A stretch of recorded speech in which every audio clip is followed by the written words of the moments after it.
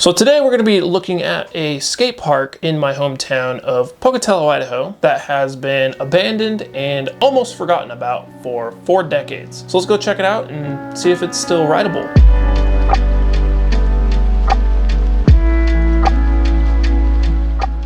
So I felt the need to make this video just because there's not really any information on this skate park, mostly just some Google pictures and some Facebook posts that I have seen floating around out on the internet. There's also a skateboarding podcast called Skateboarding Crucible, and they go over a lot of abandoned old skate parks, and they end up talking about this skate park. And if you want to take a listen to that podcast, I will link it down in the description. It's only about 23 minutes long, but it's pretty informative. But there is a lot of construction going on next door to this skate park, and I just wanted to document it before it possibly gets torn out, because I don't know if this property is owned by the same people who bought the property next door.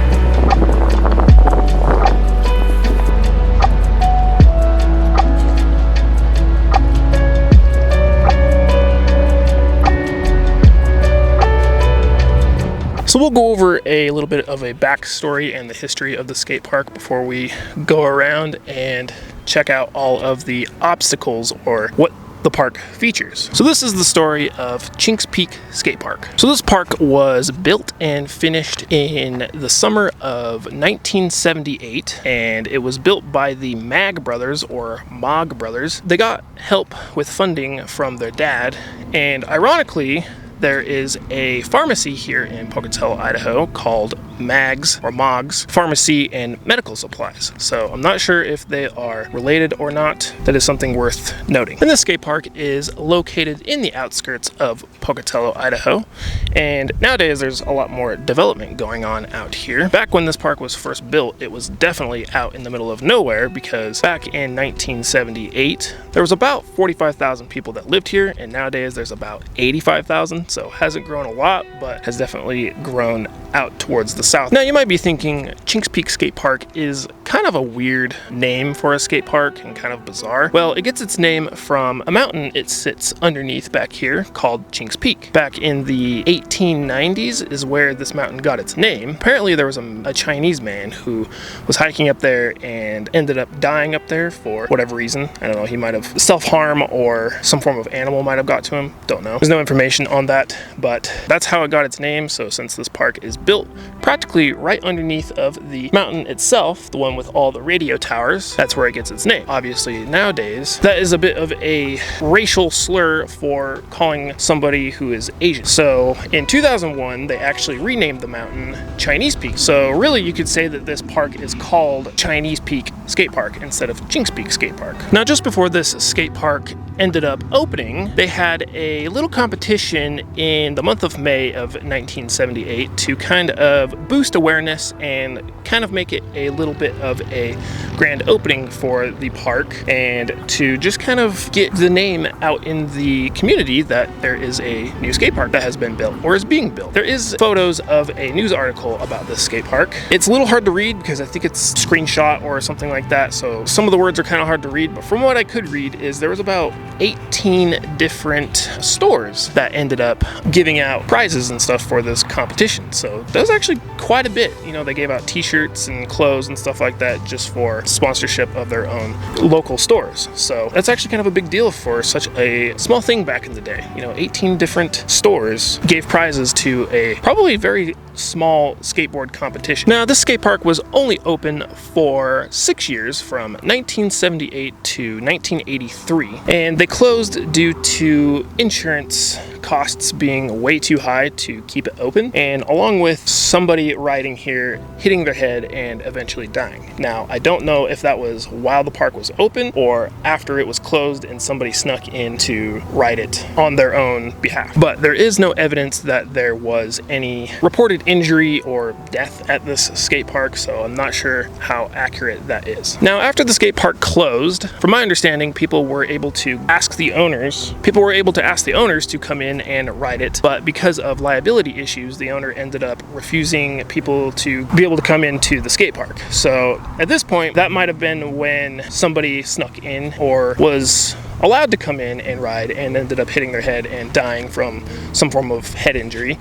So that might have been why people weren't allowed to come here at all anymore. And as you could see, there were people who pretty much just made their own entry to the skate park by cutting the chain link fence where the gate is to come into the park. Now, from my understanding and from what I have heard, is the original owners of this skate park, or owner, they now live in the Salt Lake City, Utah area. Not sure if that's accurate or not, but they still live there to this day, I believe, and to this day they still don't allow anybody to come out here and ride the skate park.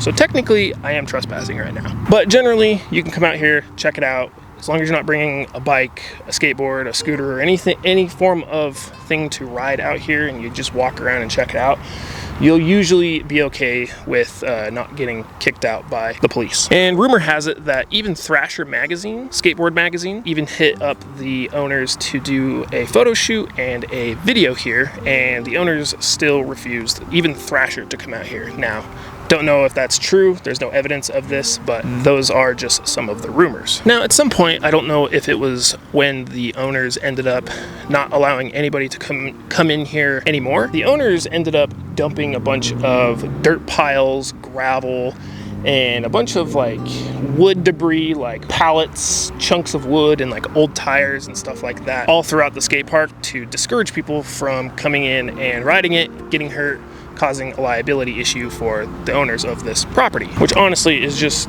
ridiculous. Like, if people want to ride it bad enough, like, people are going to come in and ride it regardless, however you try to keep people out. And it's sat just like this for decades. You know, this year is 40 years that this park has been closed for, and you can really see the state of it is terrible, but honestly not awful. I mean, you have 1, 2, 3 full-size trees growing in here with a few other smaller ones growing, and some bushes and sagebrush and stuff like that growing in here. I'm honestly worried that it's in jeopardy of being torn down forever due to the construction going on around the area right next door, kind of across the road that they have built. I don't know if this skate park is a part of that same property over there, but there is a lot of construction going on. This is an industrial area out here, so there's a lot of commercial businesses and like truck driving businesses and stuff like that out here. So I don't know. I don't know if this is been purchased. I don't know if the original owners who live in Salt Lake City still own this. I'm not sure. There was a property for sale sign out front. Not sure if that is for this property or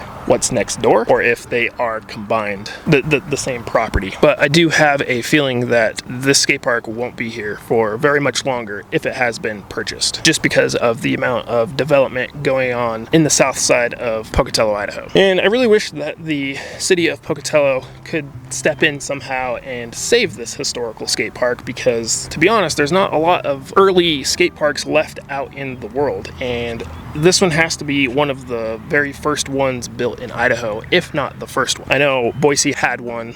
It was Americana skate park, and there's no form of pictures or anything of that one, because that one got torn down due to not being able to afford insurance for it as well. So that one was torn down pretty early on, and this one has just been left abandoned because someone still owns the property. So I really wish that Pocatello could somehow remodel it, make it look good, clean it up, and kind of turn it into a piece of Idaho or Pocatello history, because there's a lot of history here and it looks still savable in my opinion. I mean, people would be able to get the information and maybe put up like plaques or something outside of the skate park so you can kind of read about like the history of it and like with skateboarding and all that kind of stuff, but then just make it rideable again for people who want to ride it. So kind of a museum historical spot that you can also still ride. I think that would be really cool. It'd be awesome if like the Tony Hawk Foundation or something could step in and buy this land if it hasn't already been bought,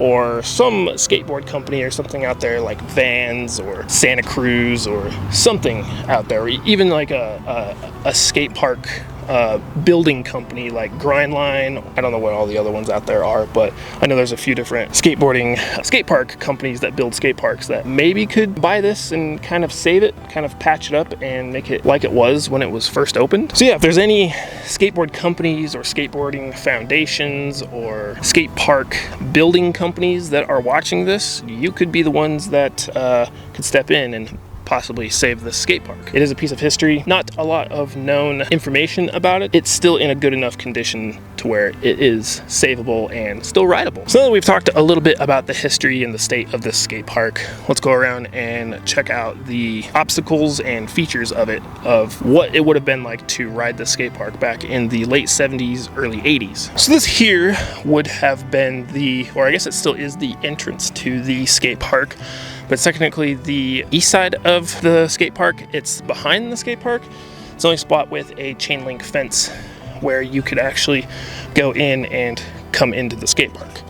Now, I don't see any form of steps or stairs or anything that go up here. It is just a dirt hill. So this thing is literally just built on dirt, and that's pretty much it. I don't think they really cared about a lot of that stuff back in the 70s and 80s. And so on the left side of the skate park, or I guess the south side of the skate park, is a pretty big snake run that leads into a pretty deep bowl. This is actually a very nice looking snake run. There's a lot of other snake runs that are pretty small, so this one's actually pretty deep. It creates a lot of different transitions and lines that you could definitely do.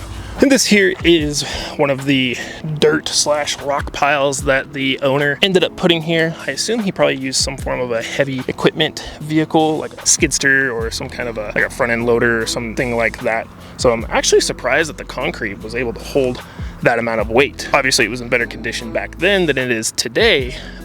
Still, I don't think that this concrete is that thick, so I feel like it doesn't hold that much weight. So I'm not exactly sure how they were able to do that, but this is a pretty big pile of dirt. And then as you can see here, there is this quarter that has been placed here. Now, I don't think that this is a part of the original skate park, just because you can see how it sits on top of the original concrete. I don't think skate parks back in the 70s and 80s had coping, or I guess concrete transition that was, you know, a 90-degree on top, to where you could do, you know, rock and rolls, rock to fakies, truck stalls, and all that kind of stuff. So this has definitely been built onto later on, and my guess is it was probably placed here and built here back in the early 2000s to mid 2000s. That's just my guess. Could have been late 90s as well, but you can definitely see how DIY this thing is and how it's just chunking a lot here on top and all the rocks on the inside to form it, along with some quickcrete down here to touch up the transition.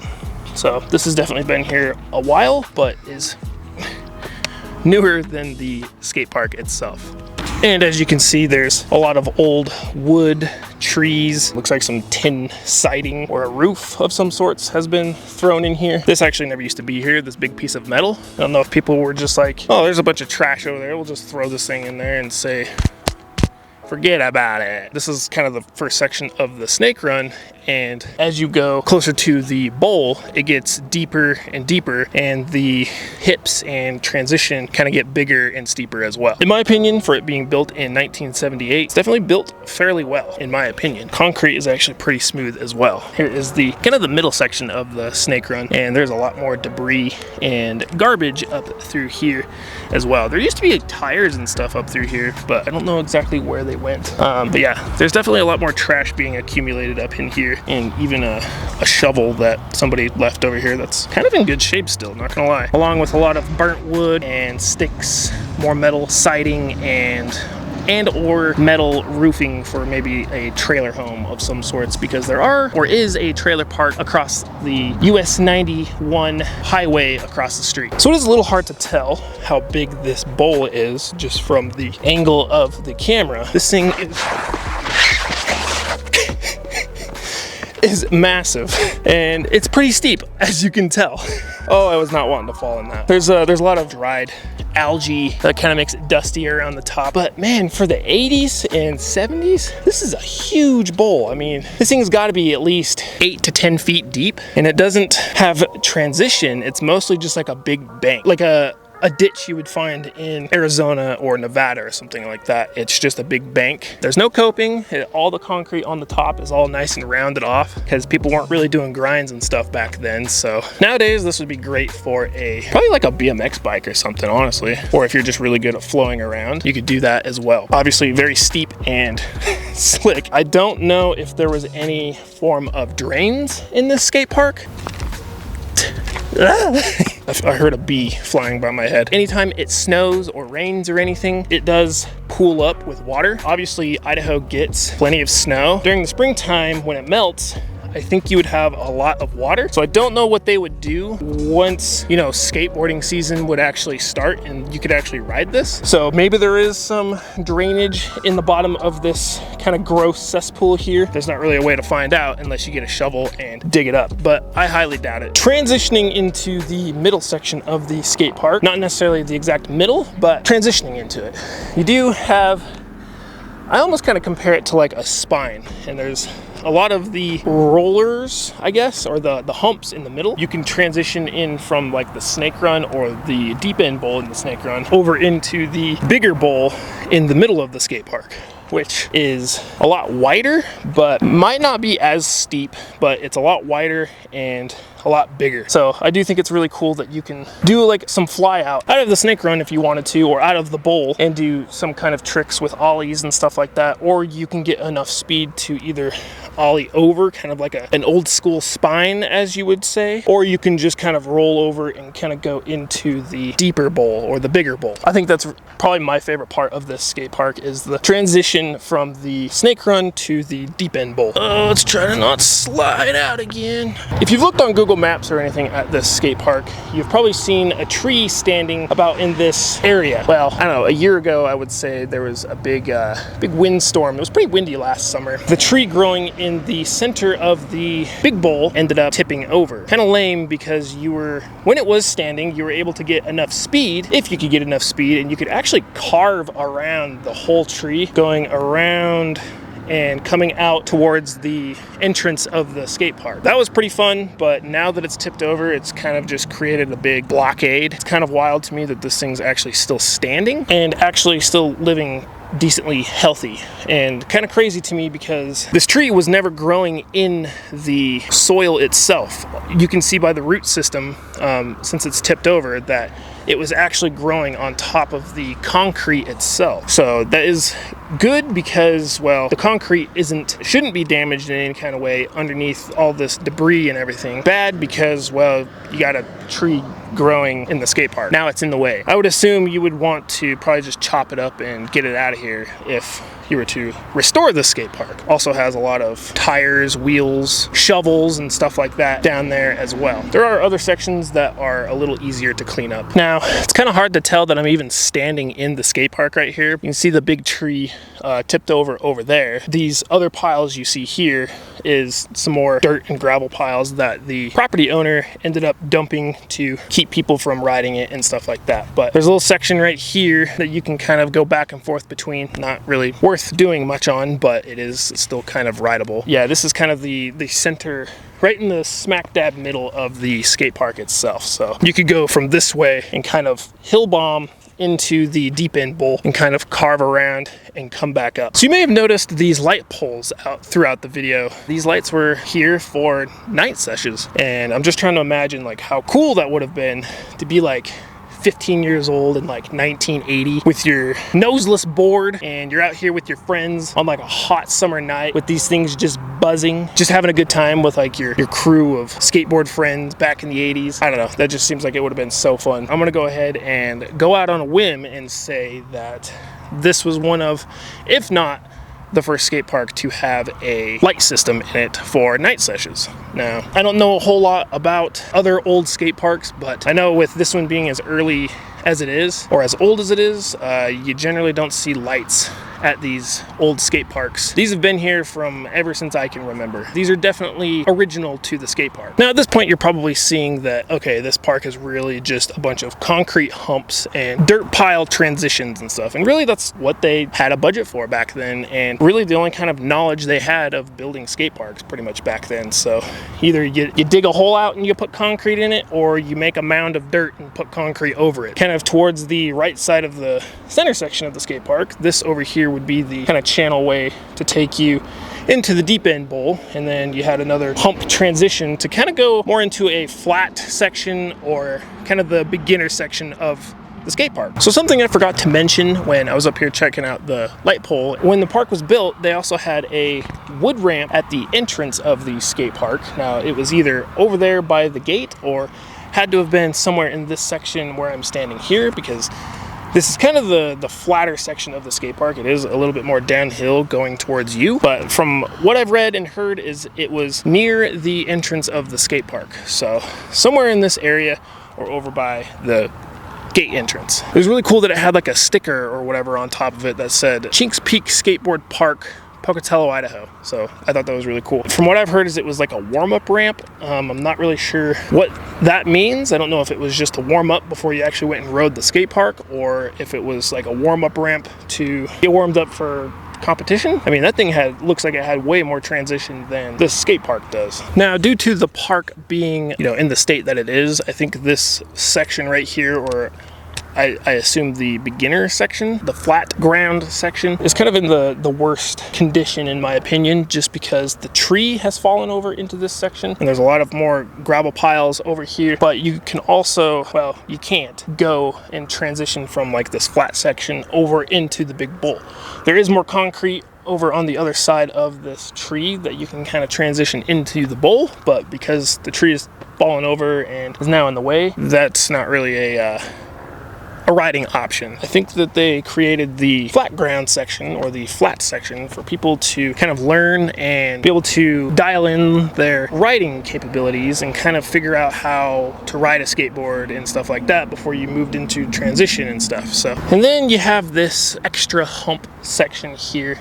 This one just kind of stands alone by itself. This section, I think, was kind of the early day version of a concrete half pipe, but it really just looks like a ditch. And there's more stuff over here, but what I'm sitting on is another obstacle that was placed here after the skate park was built. And I want to say that it's the same people that probably built the kind of quarter pipe looking thing at the beginning of the snake run, but this one is definitely in a lot worse shape, and I believe they tried to build some kind of a half pipe out of it because there is like a 90-degree angle here on top. It's not built very well and is falling apart, and kind of makes the obstacle a little less rideable in my opinion. So not saying I can build better with concrete, but this one's definitely not very good. I just realized that you can actually see some of the rebar sticking out of the concrete. So they did use rebar with the skate park. We have the pond section of the skate park.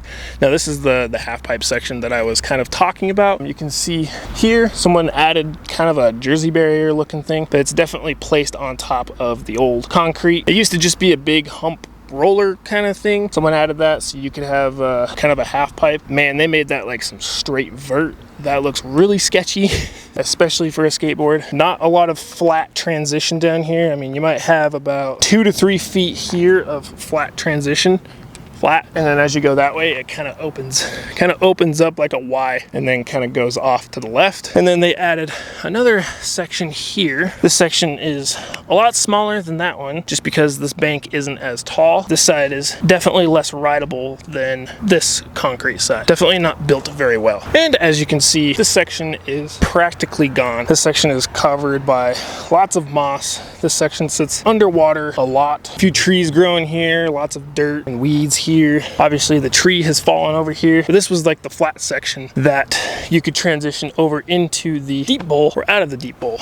but this side has a bank that's about 2.5, 3 feet high maybe. You could either transfer in to the deep end bowl or out. Use this as a launch pad or a small landing pad to kind of transition into this section and flow around, or come out of this section and go into there. I think it's kind of cool because you could have started over where the camera was and kind of pumped through this section, carve through this bank that goes on the other side of this tree, and then kind of go into the deep end bowl itself, do it the opposite way. There's a lot of cool runs that you could do through here and keep your speed and just kind of flow around and stuff. Pretty decent sized skate park if you ask me. Now I do have to mention, there is this big pit or hole here.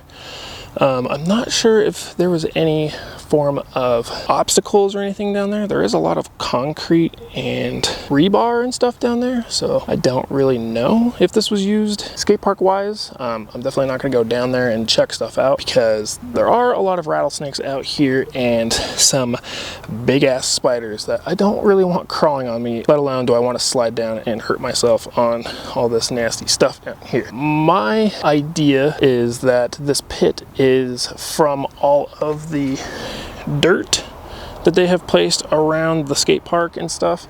So I'm assuming that they just dug this out to kind of cover up the skate park in certain sections. So I think that's what this is from. And you have some more tin or steel siding or roofing down there as well. Not exactly sure, but that's my theory. There is a lot of old concrete and stuff down there. So yeah, I hope you enjoyed this video. I know this isn't generally content that I usually make. I felt the need to make it just because there wasn't any information really on this skate park. There was like a couple like Facebook clips that you could find here and there with some photos. No real like YouTube like in-depth kind of video about it, so I just kind of feel like I need to bring awareness to it. I'm not sure how we could save the skate park, even if we can. I don't know. You know, send this video to your friends, send it to some skate companies, skate park associations, skate park builders. Just kind of share it around if you want to save the skate park. If you enjoyed this video, well, make sure you share it, obviously. Like it so that it reaches more people. Let me know what you think of this skate park and of this video. Would you come out here and try riding it? If you do plan on coming out and riding this skate park, if you are from Pocatello or from wherever and you want to come out and ride this, just be aware that if you do get caught riding out here, I don't know who calls the police, but they do show up.